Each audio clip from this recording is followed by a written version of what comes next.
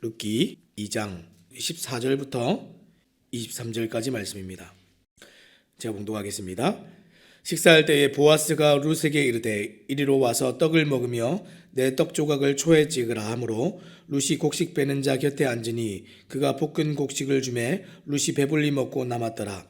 룻이 이삭을 주러 일어날 때에 보아스가 자기 소년들에게 명령하여 이르되 그에게 곡식단 사이에서 죽게 하고 책망하지 말며 또 그를 위하여 곡식다발에서 조금씩 뽑아버려서 그에게 죽게 하고 꾸짖지 말라 하니라. 룻이 밭에서 저녁까지 죽고 그 주운 것을 떠니 보리가 한 에바쯤 되는지라. 그것을 가지고 성읍에 들어가서 시어머니에게 그 주운 것을 보이고 그가 배불리 먹고 남긴 것을 내어 시어머니에게 드리매 시어머니가 그에게 이르되 오늘 어디서 주었느냐 어디서 일을 하였느냐 너를 돌본 자에게 복이 있기를 원하노라 하니 룻이 누구에게서 일했는지를 시어머니에게 알게 하여 이르되 오늘 일하게 하는 사람의 이름은 보아스니이다 하는지라. 나오미가 자기 며느리에게 이르되 그가 여호와로부터 복받기를 원하노라. 그가 살아있는 자와 죽은 자에게 은혜 베풀기를 그치지 아니하는도다 하고 나오미가 또 그에게 이르되 그 사람은 우리와 가까우니 우리 기업을 물을 자 중에 하나이니라 하리라.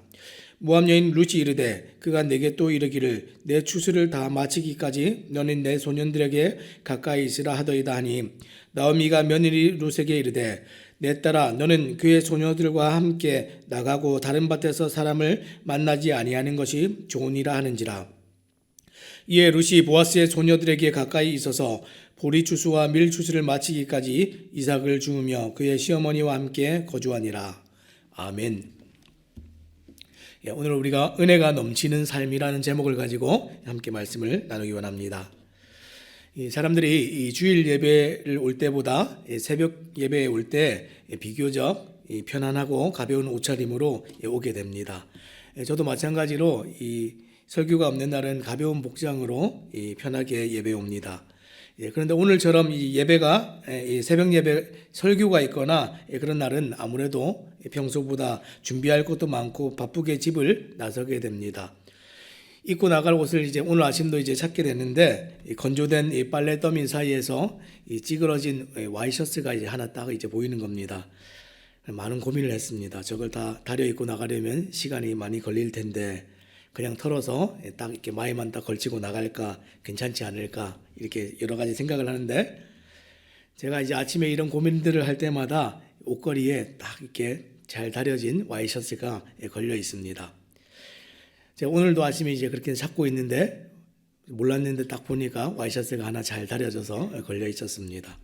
그래서 제가 그것을 잘 입고 기분 좋게 예배에 오게 되었습니다. 제가 말로 다 표현하지 않지만 이 아내에게 얼마나 감사한지 모릅니다. 여러분 제가 지금 입고 있는 것이 무엇입니까? 옷이 아니고 은혜입니다. 은혜. 받을 자격이 없는 자가 아무런 대가나 공로 없이 누리게 되는 것, 우리가 이것을 은혜라고 얘기하지 않습니까? 제가 세탁하지 않았고요. 건조도 안 했고요. 다림질도 하지 않았습니다. 그런데 입고 있는 것은 아무런 공로도 없고 대가도 없는 제가 지금 입고 있습니다. 우리는 이렇게 늘 은혜를 입고 이렇게 살아가고 있는데 이 은혜를 볼 수 있는 눈이 없으면 어떻게 됩니까? 우리는 나에게 베풀어진 은혜를 당연하게 여기게 됩니다. 은혜를 볼 수 있는 눈이 없으면 다 당연하게 여깁니다. 룻기는 정말 영화 같은 이야기가 계속해서 펼쳐지면서 이런 은혜가 넘쳐난다 하는 것을 우리에게 보여주고 있습니다. 이 은혜를 성경은 뭐라고 얘기하냐면 헤세드 이렇게 얘기합니다. 헤세드.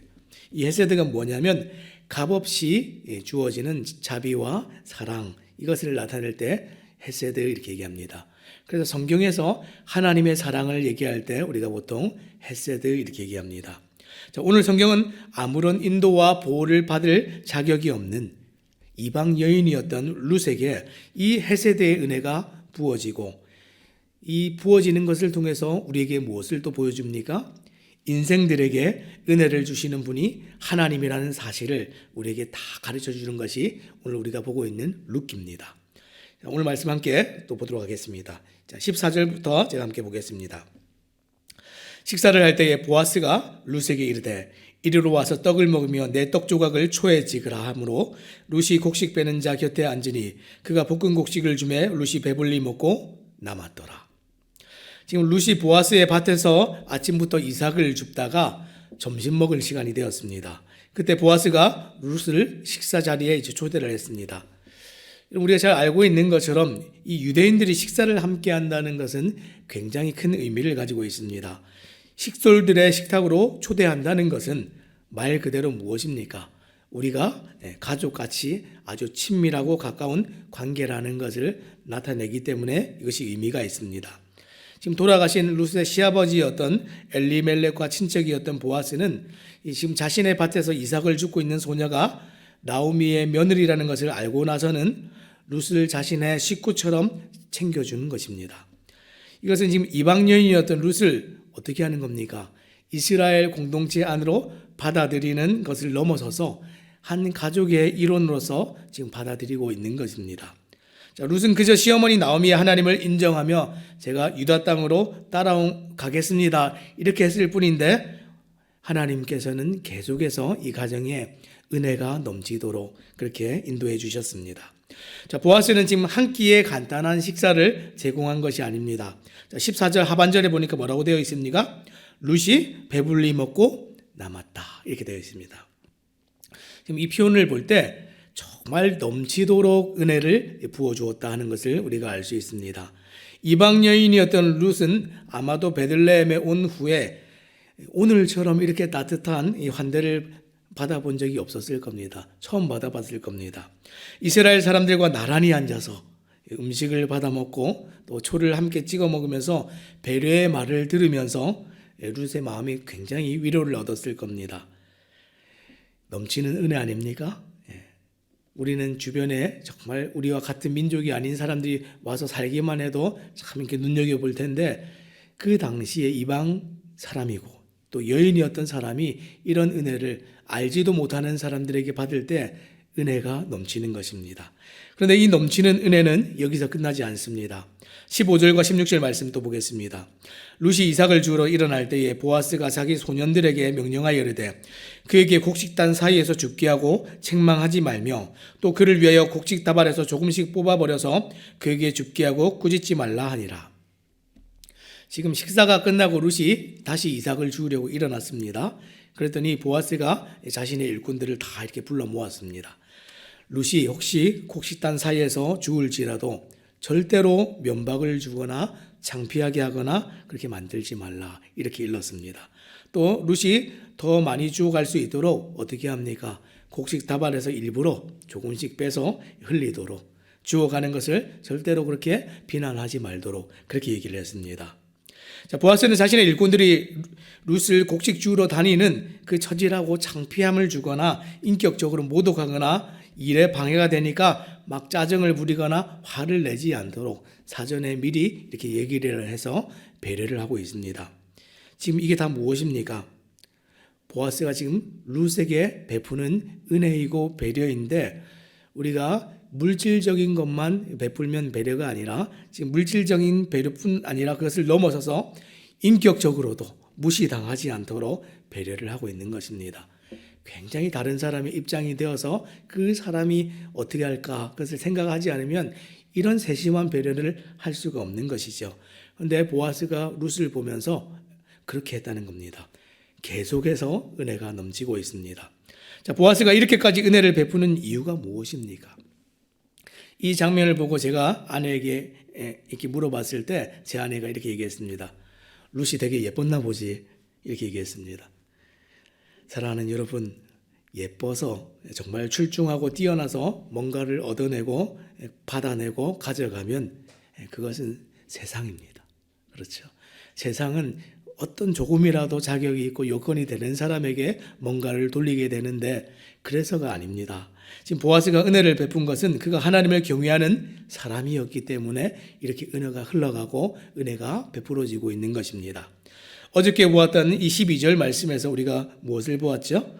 12절 말씀 제가 한번 읽어드리겠습니다. 여호와께서 내가 행한 일에 보답하시기를 원하며 이스라엘의 하나님 여호와께서 그의 날개 아래에 보호를 받으러 온 내게 온전한 상 주시기를 원하노라 하는지라. 누가 한 얘기입니까? 지금 이 보아스가 한 얘기입니다. 지금 룻기에서 지금 하나님이라는 표현이 딱 2번 나옵니다. 근데 한 번은 1장 16절에서 나오미를 따라가기로 결단하는 룻의 고백에서 나옵니다. 어머니께서 가시는 곳에 나도 가고 어머니께서 머무시는 곳에 나도 머물겠나이다. 어머니의 백성이 나의 백성이 되고 어머니의 하나님이 나의 하나님이 되시리니. 이렇게 고백할 때 그때 하나님이란 표현이 나오고요. 그리고 두 번째로 이 하나님이란 표현이 나왔던 게 어저께 보았던 12절입니다. 이 12절에 나오는 이 보아스의 말에서 나오는데, 이 보아스가 지금 계속해서 자신의 삶에서 하나님을 기억하고 하나님을 가슴에 새기고 하나님의 말씀이 이 가슴에 있어서 하나님을 염두하고 살아가는 사람이다라는 것을 성경이 드러내고 있습니다. 하나님을 염두하지 않고 자신의 소견에 옳은 대로 살아가던 사사시대에 하나님을 염두하고 인정하며 살아가는 사람들의 또 다른 이야기가 룻기입니다. 어려운 사람을 도우며 우월감을 드러내기 위해서가 아니라 지금 이 보아스는 신명기 24장의 헤세드의 율법을 따라 약자를 돕는 것은 순전히 하나님의 말씀에 순종하는 신앙의 문제였습니다. 사랑하는 여러분, 오늘 하루를 살아갈 때에 우리가 은혜 베풀 때 왜 베풉니까? 내가 더 돋보이거나 사람들에게 드러나기 위해서, 내가 좀 더 우월하고 우위에 있는 그 위치를 차지하기 위해서 그렇게 은혜를 베푸십니까? 보아스는 하나님을 염두하고 하나님의 말씀을 기억해서 자신의 삶에서 해야 될 바를 그렇게 했습니다. 신앙의 문제입니다. 결국 보아스가 이렇게 룻에게 은혜를 넘치게 베푸는 이유는 그가 여호와를 경외하는 자로서 하나님의 넘치는 은혜를 아는 자이기 때문에 그 은혜를 베푸는 일을 감당하면서 그렇게 살았습니다.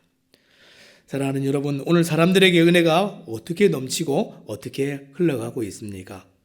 세상은 이런 은혜가 없습니다. 아까 우리가 보았던 것처럼 예뻐야, 외적인 요건이 돼야, 자격이 되고 능력이 있어야 이런 기회가 주어지고 은혜다라고 여겨질 만한 어떤 것들이 주어지지만 하나님은 그렇지 않으십니다. 하나님으로부터 시작된 은혜가 하나님을 사랑하고 경외하는 사람들을 통해서 은혜는 그렇게 흘러갑니다. 또 하나님의 날개 아래 보호받기 위해서 나오는 모든 사람들에게 그 은혜가 넘치게 흘러가고 부어지는 것입니다.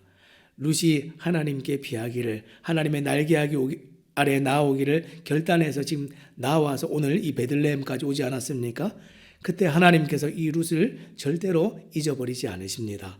자, 이런 것을 보고 누리게 될 때 우리는 절대로 당연한 것으로 여겨서는 안 되는 것입니다. 넘치는 은혜입니다. 자, 이제 이 룻에게 넘치게 부어진 은혜가 어떻게 또 나누어지고 있습니까? 이 넘치는 은혜가 흘러서 누군가 한 사람이 다 받았는데 이것이 또 나누어집니다.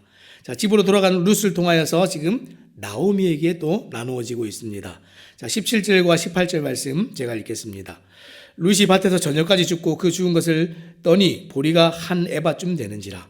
그것을 가지고 성읍에 들어가서 시어머니에게 그 죽은 것을 보이고 그가 배불리 먹고 남긴 것을 내어 시어머니에게 드리매. 룻이 지금 보아스의 밭에서 저녁까지 주워 모은 보리의 양이 한 에바쯤 되었다 그랬습니다. 이게 한 보통 14kg에서 23kg 정도 되는 양입니다. 자, 이것은 지금 두 사람이 대략 한 20일 정도 먹을 수 있는 상당히 많은 양입니다. 그것을 지금 얻었다 그랬습니다. 말 그대로 뭐라고요? 다 주운 겁니다. 오늘 나가가지고 그 밭에서 다 이렇게 줍지 않았습니까? 말 그대로 그냥 주운 겁니다. 그러나 사실 이것은 우리가 상식적으로 생각할 때에 일어날 수가 없는 일이죠. 어떤 밭의 주인이 20일치나 되는 곡식을 밭에 그냥 이렇게 버려두겠습니까? 절대로 그렇지 않죠. 아마 세상 같으면 절대로 그렇게 할 수 없는 일이고 아무도 그렇게 하지 않습니다. 한 톨이라도 더 떨어진 것이 없나 살펴서 더 주워가지 버려두지가 않습니다. 그렇게 하는 것은 다 이렇게 주워가는 것은 세상이 하는 방식이죠. 그런데 지금 그런 일이 일어날 수 없는데 지금 이 룻이 많이 주워왔습니다. 왜 그렇습니까? 은혜가 있었기 때문에 가능한 일이죠. 나오미는 이 상황을 보며 당연히 여기지 않고 은혜가 은혜인 줄 알았습니다. 19절 말씀 보겠습니다. 시어머니가 그에게 이르되 오늘 어디서 주었느냐? 어디서 일을 하려 했느냐? 너를 돌본 자에게 복이 있기를 원하노라 하니 룻이 누구에게서 일했는지를 시어머니에게 알게 하여 이르되 오늘 일하게 한 사람의 이름은 보아스니다 하는지라. 지금 많이 주어니까 정말 잘했다, 오늘 정말 우리는 배불리 먹겠다, 이렇게 얘기하지 않았지요. 제일 먼저 뭐라고 얘기했습니까? 오늘 어디서 주었느냐? 정말 이상하네. 어디서 일을 했기에 이렇게까지 많이 네가 얻어왔느냐? 이렇게 물어봤습니다. 오늘 어디서 주었느냐? 어디서 일을 했느냐? 이 얘기만 하고 그냥 끝났으면, 여기까지만 묻고 끝났으면 세상입니다.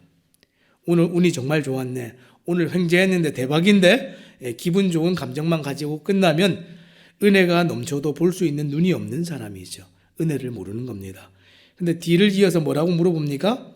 너를 돌본 자에게 복이 있기를 원하노라 이렇게 얘기했습니다.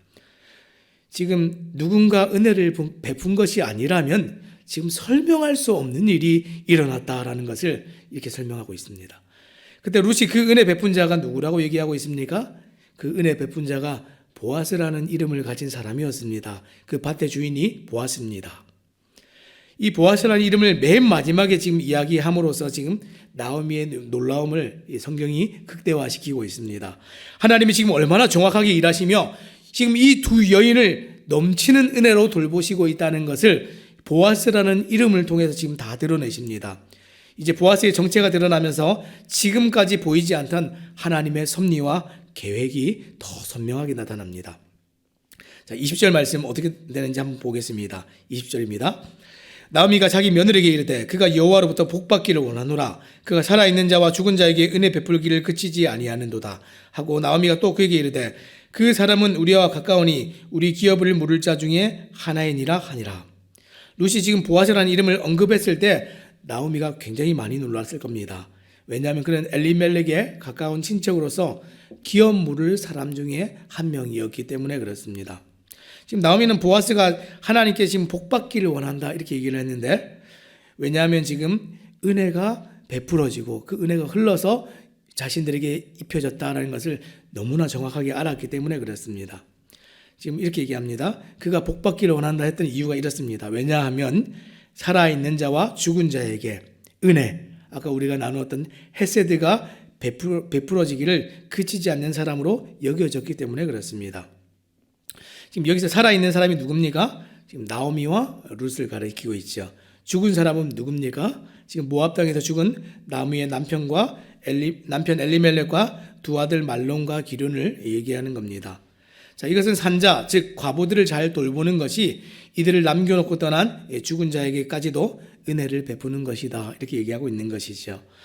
나오미는 지금 보아스가 친척으로서도 룻에게 넘치게, 친척이라고 다 이렇게 하는 것이 아닌데 친척으로서도 넘치게 은혜를 베풀었다고 그렇게 생각을 하고 있습니다. 친척이라고 해서 누가 이렇게 은혜를 베풀 수 있습니까? 친척이라고 다 이런 은혜를 베풀어야 될 의무가 있는 것은 아닙니다. 그런데 보아스는 기꺼이 이 은혜를 베풀었고 나오미는 그의 자비로운 행동에 감사하면서 하나님께 복을 빌었습니다. 하나님, 이 사람을 기억하여 주시옵소서, 복 주시옵소서. 그리고 이 은혜는 오늘 하루로 끝나지 않았습니다. 어떻게 됩니까? 계속해서 이 넘치는 은혜가 이어져 갑니다. 21절입니다. 모압 여인 룻이 이르되 그가 내게 또 이르기를 내 추수를 다 마치기까지 너는 내 소년들에게 가까이 있으라 하더이다 하니. 룻은 이 말을 듣고 보아스가 추수를 마칠 때까지 자신의 일꾼들과 있으라는 호의까지 베풀었다 이렇게 얘기를 했습니다. 자, 이것을 듣는 나오미가 또 뭐라고 얘기합니까? 22절입니다. 나오미가 며느리 룻에게 이르되 내 딸아 너는 그의 소녀들과 함께 나가고 다른 밭에서 사람을 만나지 아니하는 것이 좋으니라 하는지라. 지금 나오미도 이 보아스의 말을 따르라 이렇게 얘기를 합니다. 지금 룻은 나오미와의 대화를 통해서 이 보아스가 자신에게 큰 은혜를 어떻게 베풀었는지 다 이해하고 알게 되었습니다. 아마 오늘 낮 시간 동안만 해도 이 보아스라는 사람은 전혀 모르는 사람이었습니다. 전혀 모르는 사람이었고 낯선 사람이었고 또 낯선 이방 남자였습니다. 여러분, 모르는 사람이 나에게 어떤 호의를 베풀 때 마냥 좋아하십니까? 좀 좋을 때도 있지만 불편한 면도 없지 않아 있겠죠. 또 어떤 남자가 한 젊은 여자에게 그런 호의를 베풀 때 이상한 생각들을 많이 하게 됩니다. 근데 룻은 똑같은 마음이 있었죠. 한편으로 감사하지만 또 한편으로는 보아스의 호의를 어떻게 받아들여야 할지 아마 고민스러웠을 겁니다. 일반적으로 젊은 과부의 입장에서 부유한 남자의 호의를 그냥 순수하게만 받아들이는 게 쉽지 않았을 겁니다. 그러나 오늘 이 시어머니 나오미의 설명을 듣고서 비로소 보아스가 자신에게 넘치는 은혜를 베푼 이유를 이해하게 되었고 불편했던 마음도 사라지게 되었을 겁니다. 자, 그리고 나서 이제 마지막 23절은 이 요약으로 전체 추수 시기 동안에 룻의 이 행동을 한 절로 요약을 하고 있습니다. 자, 마지막 23절 제가 읽겠습니다. 이에 롯이 보아스의 소녀들에게 가까이 있어서 보리 추수와 밀 추수를 마치기까지 이삭을 주며 그의 시어머니와 함께 거주하니라. 전체 추수 기간은 이 보리와 밀을 추수하는 시기로 4월에서 지금 6월 정도까지의 기간을 얘기합니다. 자, 룻은 나오미와 보아스의 권유대로 어떻게 합니까? 보아스의 소녀들을 가까이서 곡식을 주어 나오미와 자신의 양식을 삼으면서 그 시기들을 잘 보냈습니다. 지금 나오미도 지금 이 며느리 룻의 헤세드와 또 보아스의 헤세드로 이 베들레헴에 돌아와서 아무것도 없고 돌봐줄 사람도 없고 먹고 살 것도 막막한 그 땅에 돌아왔는데 평화와 안식을 얻을 수 있었습니다. 어떻게 이런 일이 가능합니까? 하나님을 믿고 알고 하나님의 말씀을 가슴에 새겨서 살아가는 사람들로 말미암아서 은혜가 넘치게 계속해서 흘러갔기 때문에 또 하나님을 믿고 섬기고 하나님을 사랑하는 사람들에게 그 은혜가 끼쳐졌다 하는 것을 성경이 오늘 우리에게 가르쳐주고 있습니다. 세상은 이런 것들을 보면서 우연이다, 정말 대박이다, 그냥 나에게 운이 좋았다 이렇게 여기지만 세상에 그런 것은 아무것도 없습니다. 하나님께서 세상을 주관하시고 하나님께서 은혜를 베푸셔야 사람들이 은혜를 받을 수 있습니다. 오늘 그 은혜가 어떻게 흘러갑니까? 하나님을 경외하는 사람들을 통해서 흘러갑니다. 하나님을 알고 믿고 섬기는 우리가 은혜 베풀기를 거절하면 어떤 사람도 하나님의 은혜를 넘치게 받는 일은 불가능해집니다.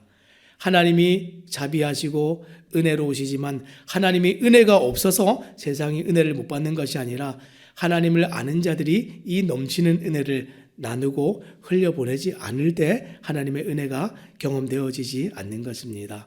또 사람들에게 이 넘치는 은혜가 경험되어질 때 이것을 우리가 볼 수 있는 눈이 없으면 우리는 너무나 당연한 것으로 여기게 되겠죠.